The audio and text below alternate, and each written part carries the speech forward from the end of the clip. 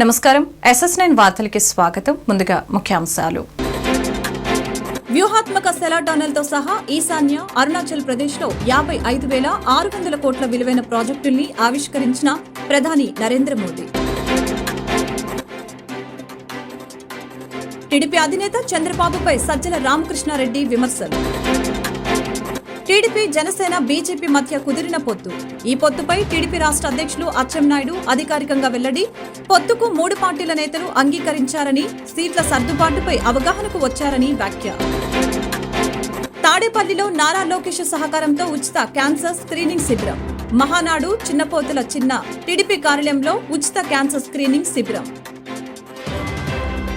వ్యూహాత్మక సెలా టనెల్తో సహా ఈశాన్య అరుణాచల్ ప్రదేశ్లో 55,600 కోట్ల విలువైన ప్రాజెక్టును ప్రధాని నరేంద్ర మోదీ శనివారం ఆవిష్కరించారు.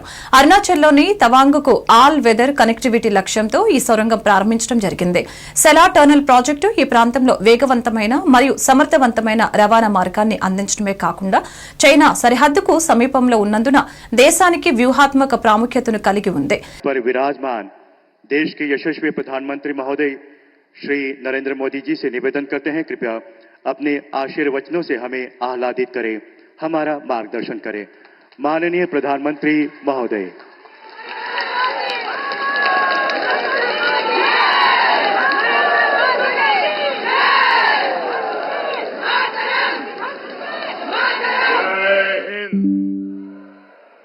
जय हिंद, जय हिंद.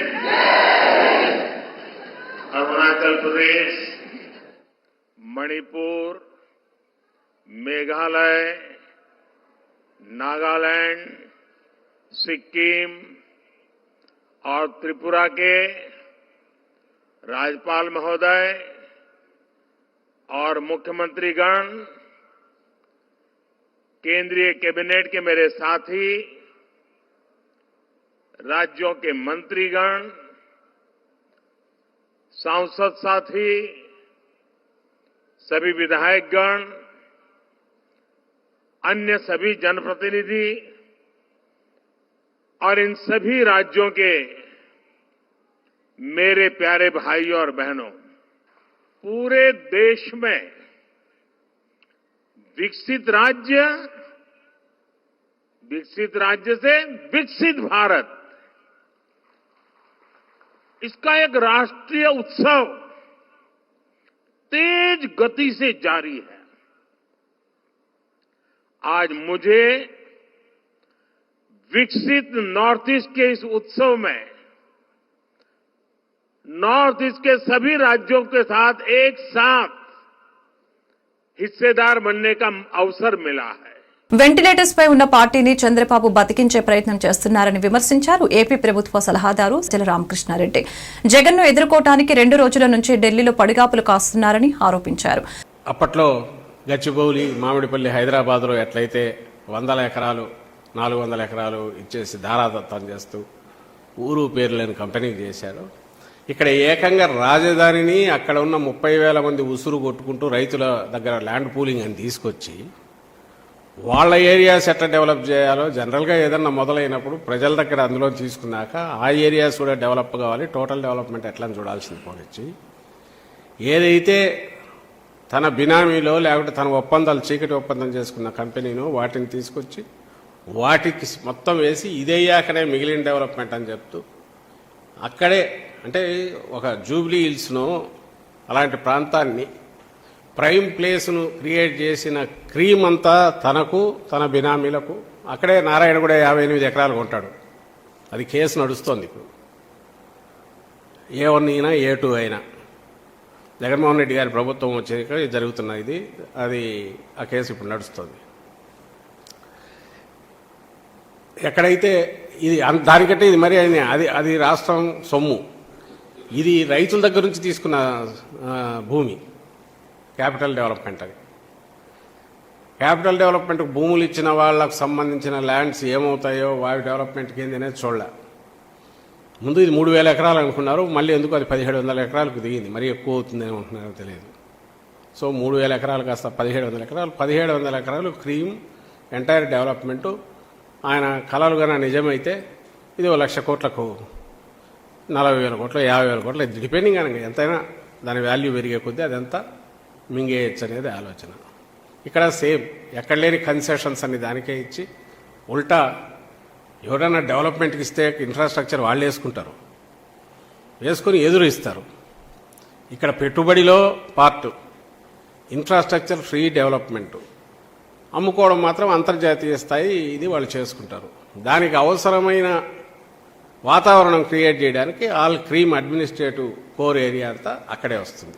పేదల గురించి ఆలోచించే ఏకైక ముఖ్యమంత్రి జగన్మోహన్ రెడ్డి అని అవనిగడ్డ ఎమ్మెల్యే సింహాద్రి రమేష్ బాబు అన్నారు. శనివారం అవనిగడ్డ నియోజకవర్గం చల్లపల్లి అవనిగడ్డలో నవరత్నాలు పేదలందరికీ ఇల్లు కార్యక్రమం ద్వారా ఇంటి పట్టా హక్కు పత్రాల పంపిణీని ఎమ్మెల్యే ప్రారంభించారు. చాలా కాలం చాలా మంది ముఖ్యమంత్రులు పనిచేస్తారు. జగన్మోహన్ రెడ్డి గారు ఇలాంటి పేదవాడికి ఉపయోగపడే ముఖ్యమంత్రి ఈ రాష్ట్రంలో కాస్త చేసింది రాష్ట్రం. అంతకంటే గొప్పగా చేస్తున్న ఆయన జగన్మోహన్ రెడ్డి గారు. జగన్మోహన్ రెడ్డి గారి కంటే గొప్పగా చేసి పేదవాడికి ఉపయోగపడినట్టుగా భారతదేశం మొత్తం మీద ఏ రాష్ట్రంలో వాళ్ళు ముఖ్యమంత్రి లేదు. ఇవాళ పేదలందరికీ అన్నీ మంచిగా చేస్తున్న రాష్ట్ర ముఖ్యమంత్రి గారిని ఎక్కడికైనా ఆయన దీవిస్తాం. ఆయనే సీఎం చేస్తామని చెప్పారు. కారణం ఇళ్ల స్థలాలు ఇచ్చాడు, అమ్మఒడి ఇచ్చాడు, పిల్లల చదువులు పిల్లల బాధ్యతగా తీసుకున్నాడు. ప్రతి పనిలోనూ పారదర్శకంగా పనిచేసే ముఖ్యమంత్రిని, మా తరపు నిలబడిన ముఖ్యమంత్రిని మేము ఖచ్చితంగా గెలిపించుకున్నామని చెప్తారు.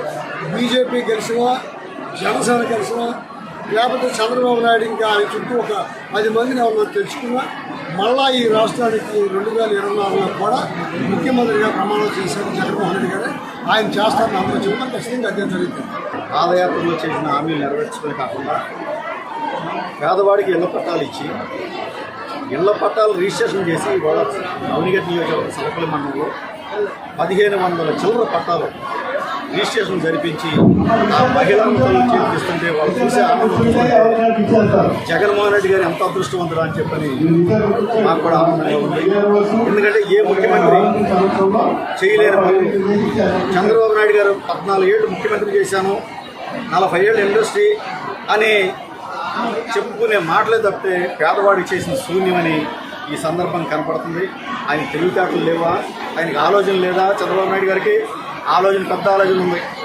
గొప్పవాడిని చేయటం, పేదవాడిని ఇంకా మరి పేదవాడిని చేసే పనిలోనే చంద్రబాబు నాయుడు ప్రభుత్వం బాగా నడిచింది. జగన్మోహన్ రెడ్డి గారు మాత్రం పేదవాడిని పైకి తీసుకెళ్లనే ఉద్దేశంతో చేసే కార్యక్రమాలన్నీ కూడా ఈ 3 సంవత్సరాలే ప్రభుత్వ కాలం నడిచింది. 2 సంవత్సరాలు కరోనా టైం పోయింది. 3 సంవత్సరాలు ఇంత అభివృద్ధి చేస్తే 10 కాలాల పాటు ఆయన ఉంటే మన రాష్ట్రం దేశంలోనే గొప్ప రాష్ట్రంగా ఎదుగుతుందని తెలియజేస్తూ మీ అందరూ ధన్యవాదాలు చెప్పేసి Basavatarakam Indo American cancer hospital and research institute నుంచి వచ్చిన అత్యుత్తమ వైద్యుల పర్యవేక్షణ వైద్య శిబిరం, ఎన్టీఆర్ విగ్రహానికి నివాళులర్పించిన ఉచిత క్యాన్సర్ స్క్రీనింగ్ శిబిరాన్ని ప్రారంభించిన నారా బ్రాహ్మిణి. ఈ కార్యక్రమానికి హాజరైన నందమూరి వసుంధరాదేవి. మొబైల్ వాహనంలో ఏర్పాటు చేసిన మెమోగ్రామ్, అల్ట్రాసౌండ్, ఎక్స్రే సదుపాయాలను పరిశీలించిన నారా బ్రాహ్మిణి, నందమూరి వసుంధరాదేవి. ఉచిత క్యాన్సర్ స్క్రీనింగ్ శిబిరానికి అపూర్వ స్పందన వస్తుంది. 5,000 విలువ చేసే క్యాన్సర్ స్క్రీనింగ్ పరీక్షలు పూర్తిగా ఉచితం. బ్రెస్ట్, సర్వైకల్, లంగు, పెద్దపేగు తదితర క్యాన్సర్లన్నిటికీ స్క్రీనింగ్ పరీక్షలు నిర్వహించడం జరుగుతుంది. ఎంతో విలువలతో కూడిన క్యాన్సర్ పరీక్షల్ని ఉచితంగా అందించడం పట్ల హర్షం వ్యక్తం చేస్తున్న ప్రజలు. నారా లోకేష్ అన్ని మండలాల్లో క్యాన్సర్ స్క్రీనింగ్ శిబిరాలు ఏర్పాటు చేయిస్తున్నారు. ఎన్టీఆర్ ఉచిత ఆరోగ్య కేంద్రాలు, ఆరోగ్య రథం ద్వారా నిత్యం ఎంతో మందికి ఉచితంగా వైద్య సేవలు అందిస్తున్నట్లు నారా బ్రాహ్మణి తెలిపారు. క్యాన్సర్ వ్యాధిపై అవగాహన లేక అనేక మంది ప్రాణాలు కోల్పోతున్నారు. క్యాన్సర్ ను మొదటిలోనే గుర్తిస్తే ప్రాణాపాయం ఉండదు. ఉచిత క్యాన్సర్ వైద్య శిబిరాల ద్వారా లక్షలాది మందికి స్క్రీనింగ్ చేసి అవసరమైన వారికి ఉచితంగా క్యాన్సర్ చికిత్స అందించడం జరిగింది. ప్రజలందరూ ఉచిత క్యాన్సర్ వైద్య శిబిరాలను సద్వినియోగం చేసుకోవాలని నారా బ్రాహ్మణి తెలిపారు. మా తాతగారు ఇండో అమెరికన్ క్యాన్సర్ హాస్పిటల్ స్థాపించడం జరిగింది. అండ్ ఇప్పుడు చూస్తున్నాం ప్రతి ఫ్యామిలీలో అట్లీస్ట్ ఒక్క మెంబర్ కి ఏదో ఒక స్టేజ్ లో క్యాన్సర్ వ్యాధి వస్తుంది. అందుకే చాలా ముఖ్యం వచ్చి స్క్రీనింగ్ చేసుకోవడం. అండ్ నాన్నగారికి నాకు చాలా ప్యాషన్ హెల్త్ కేర్ సర్వీసెస్ అందించడం. అందుకే నాకు గర్వంగా ఉంది మేము లక్షలాది మందికి నాణ్యమైన క్యాన్సర్ సర్వీసెస్, క్యాన్సర్ స్క్రీనింగ్ అందిస్తున్నామని. క్యాన్సర్ అనే వ్యాధి చాలా ఫ్యామిలీస్ని తెలియకుండానే పీడిస్తుంది. అందుకే దీనికి ముఖ్యమైన విషయం ఏంటంటే అందరూ వచ్చి క్యాన్సర్ స్క్రీనింగ్ రెగ్యులర్గా చేసుకోవాలి, ఎర్లీ డిటెక్షన్ అవ్వాలి, ఎర్లీ ట్రీట్మెంట్ కూడా జరగాలి. ఇంతకుముందు జరిగిన క్యాంప్స్లో తెలియకుండా చాలా మందికి క్యాన్సర్ వ్యాధి, బ్రెస్ట్ క్యాన్సర్ కానివ్వండి, లంగ్ క్యాన్సర్ కానివ్వండి, వీటన్నిటిని డిటెక్ట్ చేయడం జరిగింది. సో తప్పకుండా మంగళగిరి ప్రజలందరూ ఈ అవకాశాన్ని వినియోగించుకోవాలి, వచ్చి ఎర్లీ క్యాన్సర్ స్క్రీనింగ్ చేసుకోవాలి. ముఖ్యంగా మహిళలు ఎవరైతే 40 సంవత్సరాల కన్నా ఎక్కువ వయసు ఉండే వారు ఉన్నారో వారు వచ్చి ఇక్కడున్న అడ్వాన్స్డ్ ఎక్విప్మెంట్ ద్వారా మ్యామోగ్రఫీ స్క్రీనింగ్ చేయించుకోవాలి. అండ్ వాళ్ళకి ఫ్యామిలీ హిస్టరీ ఉంటే వాళ్ళు తప్పకుండా వచ్చి ఈ అవకాశాన్ని వినియోగించుకోవాలి. ముఖ్యంగా మా dedicated team of Indo American cancer hospital doctors ఎవరైతే రాత్రింపగలు కృషి చేసి ఈ మొబైల్ హెల్త్ క్యాంప్స్ ఏదైతే చేస్తున్నారో లక్షలాది మందికి క్యాన్సర్ స్క్రీనింగ్ చేసి వారికి ట్రీట్మెంట్ అందిస్తున్నారో వాళ్ళందరికీ ఈరోజు పర్సనల్గా మానిటర్ చేయడానికి మా CEO గారు కృష్ణయ్య గారు కూడా రావడం జరిగింది మన మంగళగిరికి. వీరందరికీ ధన్యవాదాలు తెలుపుకుంటూ మళ్ళీ ఇంకొకసారి మంగళగిరి ప్రజలందరికీ పిలుపునిస్తూ క్యాన్సర్ స్క్రీనింగ్ చేసుకోవాలని నేను సెలవు తీసుకుంటాను. ప్రశాంతమైన వాతావరణంలో ఎన్నికలు జరిగేలా ముందస్తు చర్యలతో పట్టణాలు, పల్లెల్లో మేమున్నామంటూ ప్రజలకు భరోసా ఇస్తూ కాకినాడ జిల్లా పోలీసులు ముందుకు సాగుతూ ఉన్నారు. అందులో భాగంగా కేంద్ర బలగాలతో శనివారం ఫ్లాగ్ మార్చ్ నిర్వహించారు. ఈ సందర్భంగా ప్రతిపాడు సీఐ ఎం శేఖర్ బాబు మాట్లాడుతూ జిల్లా ఎస్పీ ఎస్ సతీష్ కుమార్ సూచనలతో ప్రతిపాడు నియోజకవర్గంలో వివిధ గ్రామాలలో స్థానిక పోలీసు అధికారులు, పోలీసు సిబ్బంది కాకినాడ జిల్లాకు ఎన్నికల భద్రతా విధుల నిర్వహణకు వచ్చిన కేంద్ర రక్షణ బలగాలైన సీఆర్పీఎఫ్, సీఐఎస్ఎఫ్ బృందాలతో కలిసి సమస్యాత్మక గ్రామాలు, పట్టణాలలో రానున్న ఎన్నికలలో ప్రజలు ప్రశాంత వాతావరణంలో వారి ఓటు హక్కు వినియోగించుకునేలా వారి భద్రత, పోలింగ్ కేంద్రాల ప్రాంతాలలో శాంతియుత వాతావరణ పరిస్థితులు కల్పించే ఉద్దేశంతో ఫ్లాగ్ మార్చ్ నిర్వహిస్తున్నారని తెలిపారు. స్థానిక డివిజన్ పోలీసులు అధికారుల ఆధ్వర్యంలో Prathipadu SI M Pavan Kumar, Yeleswaram SI G Satish Kumar, Annavaram SI V Kishore Kumar, కేంద్ర బలగాల అధికారులు, పోలీస్ సిబ్బంది ఈ కవాతులో పాల్గొని రానున్న ఎన్నికల విధుల కోసం తాము సిద్దంగా ఉన్నామంటూ కవాతు ద్వారా చాటి చెప్పారు. పోలీసు వారు విజ్ఞప్తి, రానున్న ఎలక్షన్ సందర్భంగా రాష్ట్ర ప్రభుత్వం, కేంద్ర ప్రభుత్వం ఎలక్షన్ కమిషన్ కూడా సంసిద్ధులై ఉండి రానున్న ఎలక్షన్స్లో ఎటువంటి అవాంఛనీయ సంఘటనలు జరుపుకోకుండా ప్రశాంతమైన వాతావరణం ఎలక్షన్లు సజావుగా జరిపించి ఓటర్ తన యొక్క ఓటు హక్కును ఎటువంటి రాగద్వేషాలు లేకోకుండా, ఎటువంటి ప్రలోభాలకు పాల్పడుకోకుండా, ఎటువంటి భయాందోళనకు గురి కాకోకుండా స్వేచ్ఛాయుతమైన వాతావరణంలో ఓటేసుకోవడానికి అన్ని పరిస్థితులు కూడా కల్పించడం జరిగింది.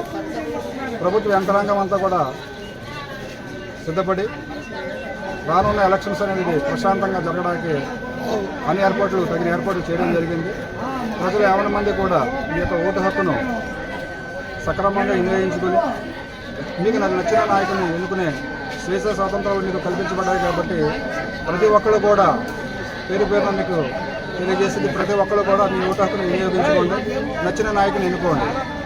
అందులో భాగంగా ఈరోజు ప్రతిపాడు మొదలుకొని రాచపల్లి, వంబంగి, చింతలూరు గ్రామాలలో స్టేట్ పోలీస్ ఫోర్స్ తోటి, కేంద్ర బలగాలతో కూడా పోలీస్ ఫోర్స్ తోటి కూడా కవాతు నిర్వహించడం జరిగింది. ఇటువంటి కవాతులు రానున్న ఎలక్షన్స్కి ముందుగా అనేకమైన జరుగుతాయి. వివిధ ప్రాంతాలను బట్టి, ఆ యొక్క ప్రాంతాల యొక్క ప్రత్యేకతలను బట్టి చేయడం జరుగుతుంది. అందరూ కూడా సమన్వయం పాటించి మీ యొక్క ఓటు హక్కును ప్రశాంతంగా వినియోగించుకుంటున్నారని మరి కోరుకుంటున్నాం. అసత్య వాగ్దానాలతో అభివృద్ది చేయకుండానే వైకాపా నాయకులు వచ్చి ఓట్లు అడుగుతున్నారని తూర్పు నియోజకవర్గం తెలుగుదేశం పార్టీ యువ నాయకులు గద్దె క్రాంతి ఆగ్రహం వ్యక్తం చేశారు. 3వ డివిజన్ శ్రీరామచంద్రనగర్ వినాయకుని గుడి రోడ్డు రిలయన్స్ అపార్ట్మెంట్ వద్ద నుంచి జనసేన పార్టీ బలపరిచిన తెలుగుదేశం పార్టీ అభ్యర్థులు శాసనసభ్యులుగా గద్దె రామ్మోహన్, ఎంపీగా కేశినేని శివనాథ్ విజయాన్ని కాంక్షిస్తూ గద్దె రామ్మోహన్ తనయుడు గద్దె క్రాంతి కుమార్ ప్రచార కార్యక్రమం నిర్వహించారు. ఈ నేపథ్యంలో ఆయన మాట్లాడుతూ తమ ప్రభుత్వంలో జరిగిన అభివృద్ది తప్ప వైసీపీ ప్రభుత్వంలో అభివృద్ది కనిపించడం లేదని ఎద్దేవా చేశారు. తమ ప్రభుత్వం అధికారంలోకి వచ్చిన తర్వాత ఇచ్చిన హామీ మేరకు ఫ్లైఓవర్ నిర్మాణం చేపడతామని భరోసా ఇచ్చారు. నియోజకవర్గంలో ప్రజలందరూ గద్దె రామ్మోహన్ కి తమ ఓట్లు వేస్తామని హామీ ఇచ్చారని చెప్పారు. ఇవాళ విజయవాడ తూర్పు నియోజకవర్గంలో రామచంద్రనగర్లో 3వ డివిజన్ రామచంద్రనగర్లో ప్రచారం చేయటం అవుతుందండి. ఇక్కడ ప్రజలందరూ కూడా మేము గద్దె రామ్మోహన్ గారి నాయకత్వంలో చాలా ఆనందంగా ఉన్నాము. మాకు ఏ ప్రాబ్లమ్స్ లేవు. కానీ కొంతమంది వచ్చి మేము ఈ రోడ్లు వేసాము, ఈ డ్రైనేజీలు కట్టించాము అని మభ్యపెట్టి ఓట్లు అడుగుతున్నారంటండి. మన గద్దె రామ్మోహన్ గారు ఎమ్మెల్యేగా ఉన్నప్పుడు చేసినవే డెవలప్మెంట్స్ మాకు కనిపిస్తున్నాయి. అవి ఏమీ మేము నమ్మము. ఈసారి ఏకదాటిగా మేము జనసేన, టీడీపీ, బీజేపీ పార్టీకి అభ్యర్థికి ఏకదాటిగా ఓట్లు వేసేస్తామండి. దానిలో డౌట్ ఏం లేదు. అందులో బూతులు కూడా ఈసారి బాగా దగ్గరికి మార్పించడం జరిగిందండి. సో అందరూ కలిసి వచ్చి ఓట్లు వేయాలని నేను ప్రార్థిస్తున్నాను. ఇంకోటి, ఇక్కడ ఫ్లైఓవర్ ఒకటి కూడా మనం ప్రామిస్ చేయడం జరిగిందండి. అది కూడా మన గవర్నమెంట్ వస్తే వెంటనే పని మొదలవుతుందని చెప్తున్నాను.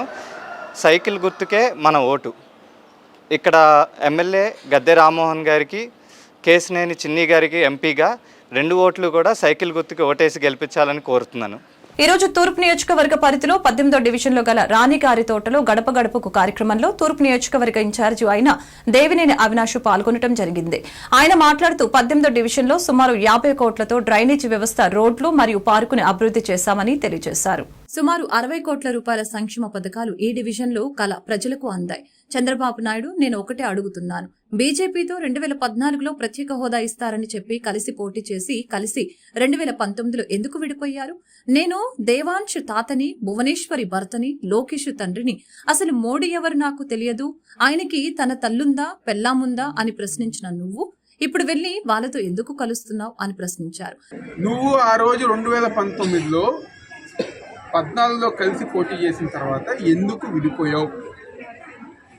ఆ రోజు నువ్వు చెప్పిన కారణం ప్రత్యేక హోదా ఇవ్వట్లేదు కాబట్టి నేను నరేంద్ర మోడీతో మేము విడాకులు తీసుకుంటున్నాం, నేను దేవాంశ్ తాతని, భువనేశ్వరి గారి హస్బెండ్ని, నారా లోకేష్ తండ్రిని.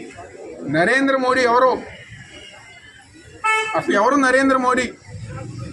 నరేంద్ర మోడీకి ఒక పిల్లం ఉందా, ఒక తల్లి ఉందా అని చెప్పని ప్రశ్నించిన చంద్రబాబు గారు ఈరోజు మళ్ళీ ఏ మొహం పెట్టి నువ్వు బీజేపీకి 2019లో కుటుంబ సమేతంగా తిరుపతి దర్శనానికి వచ్చిన అమిత్ షా గారిని తెలుగుదేశం పార్టీ నాయకులు ఆ రోజు కోడిగుడ్లతో, టమాటాలతో కొట్టారు. దానికి నువ్వు అలిపిరి దగ్గర దానికి నువ్వు క్షమాపణ చెప్పావా? లేకపోతే ఆ రోజు ఎందుకు వేసావో అమిత్ షా గారికి చెప్పావా అని చెప్పి. ఎందుకంటే ఆ రోజు ధర్మ పోరాట దీక్షలో చేస్తున్నప్పుడు మాకు అసలు చాలా ఆశ్చర్యం వేసింది. ఎవరైతే నరేంద్ర మోడీని, బీజేపీని, అమిత్ షాని, బాలకృష్ణ అయితే నోటికి వచ్చినట్టు మాట్లాడారు. అసలు మా స్థానిక శాసనసభ్యులు గద్దె రామ్మోహన్ గారి సతీమణి, మాజీ జెడ్పీ చైర్మన్ అయితే ఏప్రిల్ 21న 2018 ఇక్కడ మీడియా వాళ్ళు ఉన్నారు కదా, ఆ రోజు ఆమె స్పీచ్ తెప్పించుకోండి. చంద్రబాబు పుట్టినరోజు నాడు ధర్మ పోరాట దీక్ష చేశారు.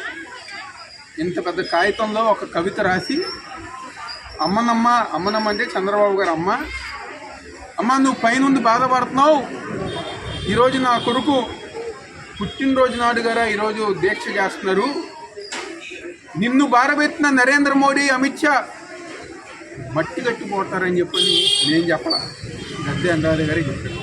ఏపీ రాజకీయాల్లో గత కొంతకాలంగా ఎదురు చూస్తున్న పరిణామం నేడు వాస్తవ రూపం దాల్చింది. టీడీపీ, జనసేన, బీజేపీ మధ్య పొత్తు కుదిరింది. గత 3 రోజులుగా ఢిల్లీలో మకాం వేసిన చంద్రబాబు, పవన్ కళ్యాణ్ పొత్తుకు బీజేపీ అగ్ర నాయకత్వాన్ని ఒప్పించారు. దీనిపై నేడు టీడీపీ రాష్ట్ర అధ్యక్షులు అచ్చెన్నాయుడు అధికారికంగా వెల్లడించారు. ఏపీలో 3 పార్టీల మధ్య పొత్తు కుదిరిందని తెలిపారు. పొత్తు ప్రకారం 3 పార్టీలు ఓ కూటమిగా 2024 ఎన్నికల్లో పోటీ చేస్తాయని వివరించారు. రేపు ఆంధ్రప్రదేశ్ రాష్ట్రంలో అధికారంలోకి రాబోతుంది, ఆ పార్టీ సహకారం కూడా ఉంటే బాగుంటుందని చెప్పి మాకు ఆహ్వానం వచ్చిన విషయం కూడా ప్రజలకు తెలుసు. ఆహ్వానం మేరకు గతంలో ఢిల్లీ వెళ్ళి అమిత్ షా గారిని, నడ్డా గారిని కలిసి ఒక అవగాహనకు రావడం జరిగింది. మళ్ళీ నిన్నను బీజేపీ పెద్దల ఆహ్వానం మేరకు మా జాతీయ పార్టీ అధ్యక్షుడు చంద్రబాబు నాయుడు గారు, జనసేన అధ్యక్షుడు పవన్ కళ్యాణ్ గారు నిన్న ఢిల్లీ వెళ్ళారు. రాత్రి ప్రాథమిక చర్చలు అన్నీ కూడా పూర్తయ్యాయి.